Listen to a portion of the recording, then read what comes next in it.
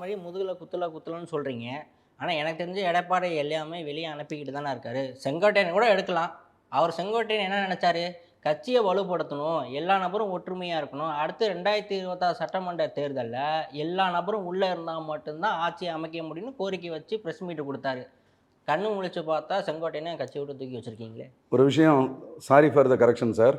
கட்சியை விட்டு தூக்கலிங்க, கட்சியில் இருக்கிற பதவியிலிருந்து அவர் எடுத்திருக்கு, கட்சியை விட்டு நீக்கலை. ஆனால் பதவி விட்டே எடுத்துட்டீங்க. பதவி விட்டு எடுத்திருக்கு. அது எதுக்காண்டி எடுத்ததுன்னா, ஒரு கட்டுப்பாடு இல்லாமல் அவர் வந்து சொந்த பிரச்சனையை, உள்கட்சி பிரச்சனையை பொதுவெளியில் சொன்னதுனால. ஒரு விஷயம், அவர் என்ன சொன்னார்? 3 பேரை சேர்த்துக்கோ, சேர்த்தா தான் நாம் வந்து வெற்றி பெற முடியுங்கிறாரு.